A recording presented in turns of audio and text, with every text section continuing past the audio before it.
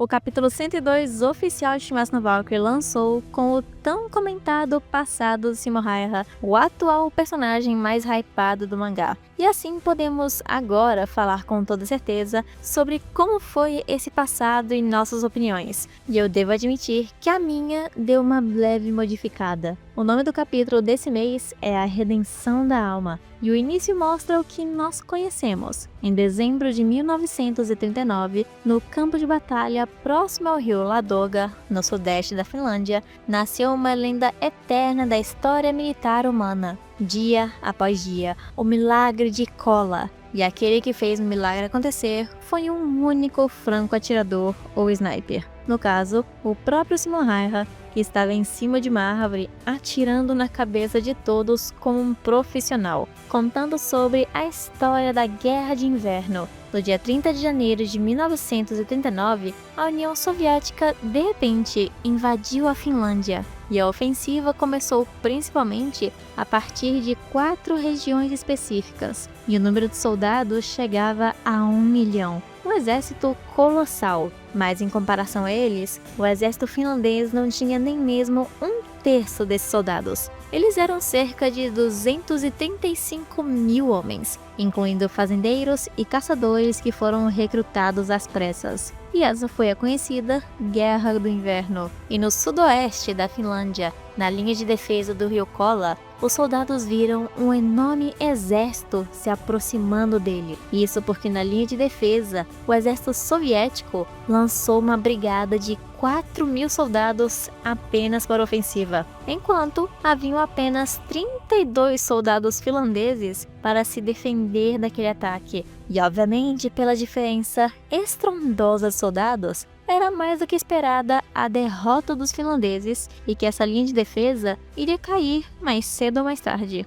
E como essa informação era óbvia até para os soldados finlandeses, eles queriam desistir e abandonar a linha de defesa, priorizando, claro, a vida de cada um deles, o que é totalmente normal. Porém, de repente, quando eles começaram a pensar na possibilidade de ir embora, os soldados soviéticos começaram a cair um a um, com tiros de bala no meio da cabeça, e essa posição defensiva mudou completamente o curso da guerra, e cada bala que ele atirava era uma pessoa morta. E lá eles estavam sob um frio extremo de 40 graus negativos, e Simo Hayata estava em cima de uma árvore, carregando suas balas e puxando o gatilho, com 100% de precisão com cada uma de suas balas. E o mais impressionante sobre isso, para os soldados soviéticos, é claro, é que eles estavam quase a meio quilômetro de distância da linha de defesa, e que era quase impossível eles estarem sendo mortos daquela distância.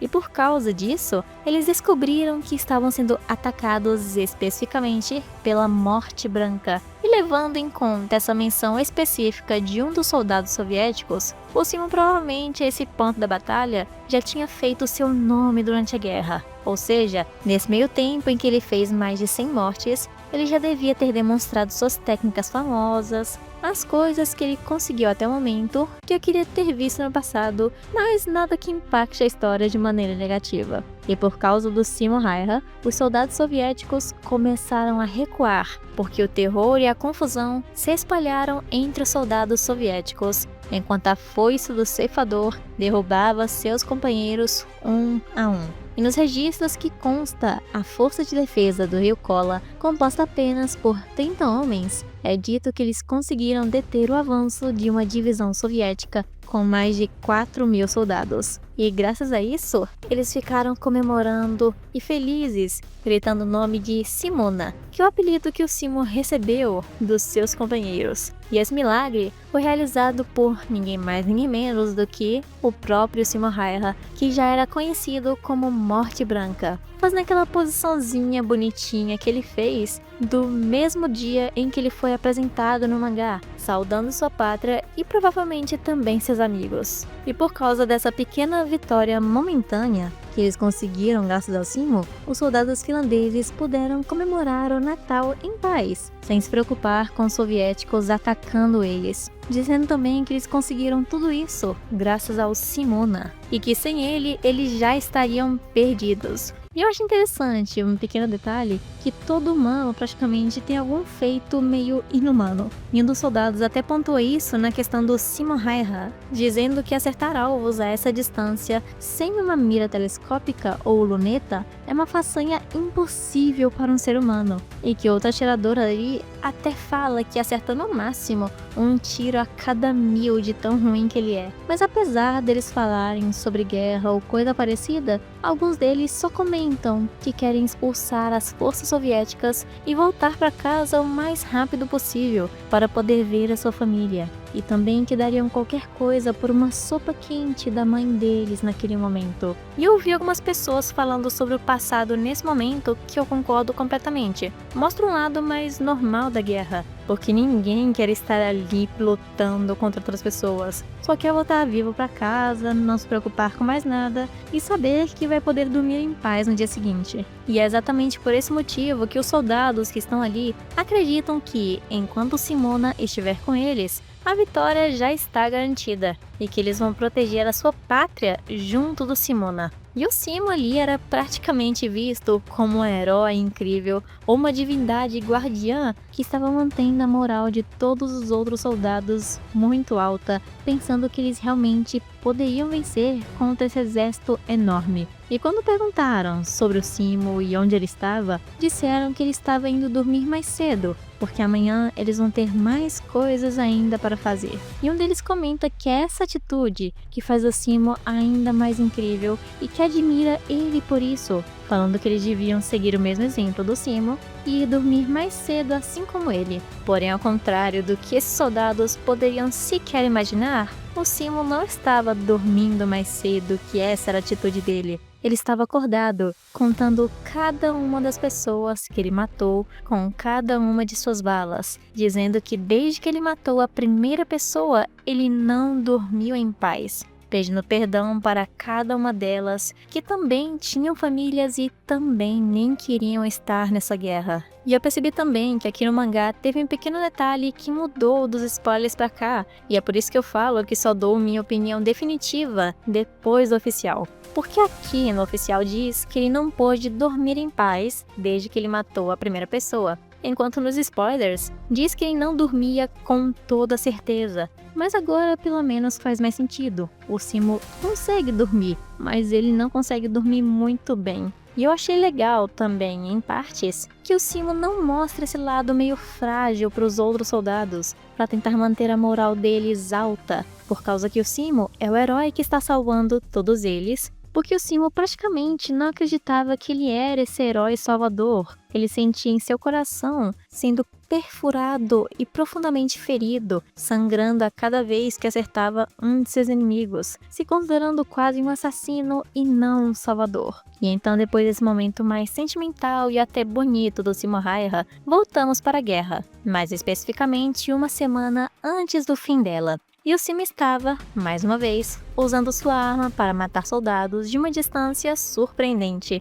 ultrapassando já os 540 bates. Então, por uma mera coincidência, um tiro de um homem que havia sido morto pelo Simo Raiha há poucos segundos bateu em uma pedra e acertou diretamente na mandíbula do Simo. Um tiro que, na teoria, nunca deveria ter acertado ele se não fosse uma coincidência. E os soldados ao lado do Simo ficaram desesperados tentando ajudar ele. Porém, o Simo, em meio ao caos de seus companheiros e aquela dor imensa, ele sentiu que isso não era o suficiente e que não espera ser perdoado apenas por ter levado um tiro. Mas mesmo assim, ele se sentiu um pouco salvo depois de levar aquele ataque, mesmo não sendo algo mortal, como se ele estivesse sendo punido pelos pecados que ele cometeu antes de matar tanta gente. E o Simo, depois daquilo, saiu da guerra e teve a maior contagem oficial de mortes da história da humanidade, com 542 baixas. E mesmo sendo esse grande herói, o maior franco-atirador, ele tinha um coração gentil que nós conhecemos. E nesse finalzinho aqui do flashback até mostra o Simo Raiha com o cachorrinho dele, que é bem fofinho. E um detalhe interessante que eu acho que vocês vão gostar de saber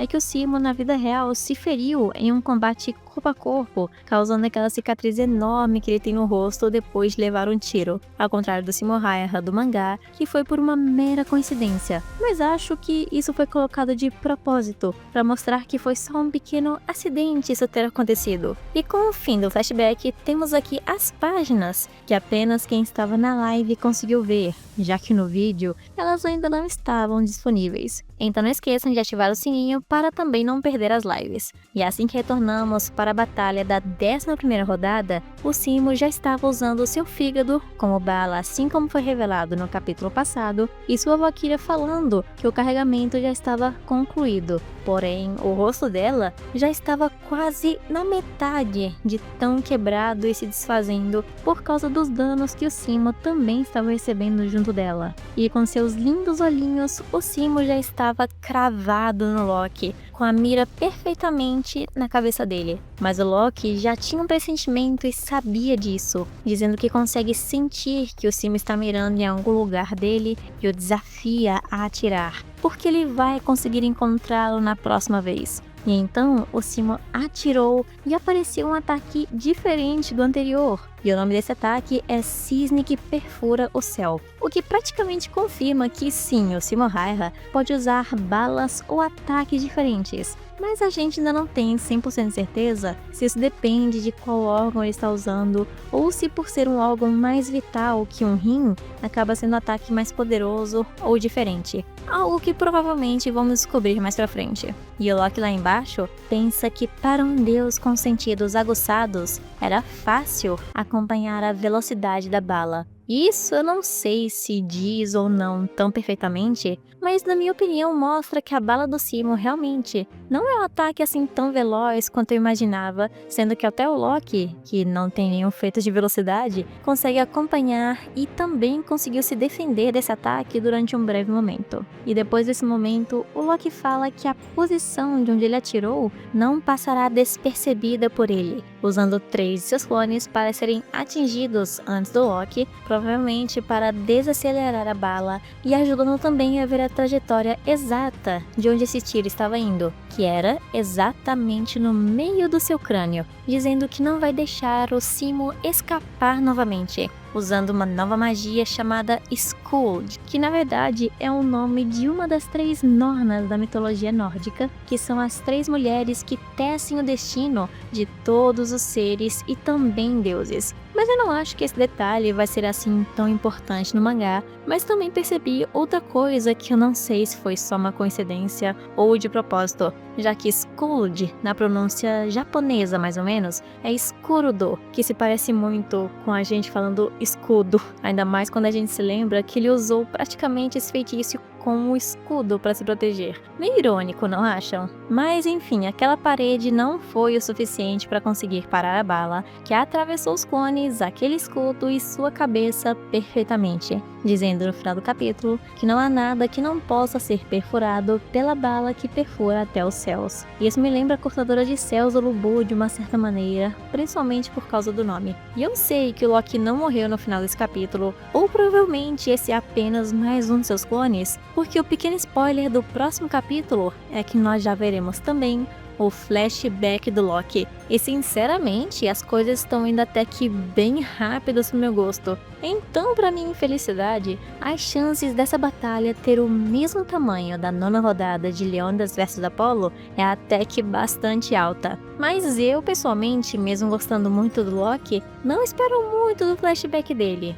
Mas ficaria bem feliz vendo um dos filhos dele, como a Jormungandr, a Hela ou o Fenrir. Porque se ele for só mais um gadinho da Brunhilde de novo, pode deixar bem anotado que eu vou ser a primeira a reclamar de cada detalhe. Mas agora que temos o capítulo oficial, aqui vão minhas opiniões sobre o flashback e também do Simo Hayata. Primeiro, do Simo. Eu entendi bem melhor o personagem agora nesse capítulo oficial, no sentido de que ele não queria ser o herói que todos pensavam que ele era, mas também não queria mostrar para eles o seu lado mais frágil, ou poderiam perder a guerra. O Simo praticamente se considera um assassino que deve ser punido, por isso ele também se sente bem quando tem essa compensação onde ele poderia ser perdoado a cada bala que ele usa na arena. E isso é algo que o Memura fez muito bem, eu devo admitir. Trouxe um pouco mais de profundidade pro personagem e uma emoção no seu flashback. Porém, na minha humilde opinião, eu ainda penso a mesma coisa sobre o flashback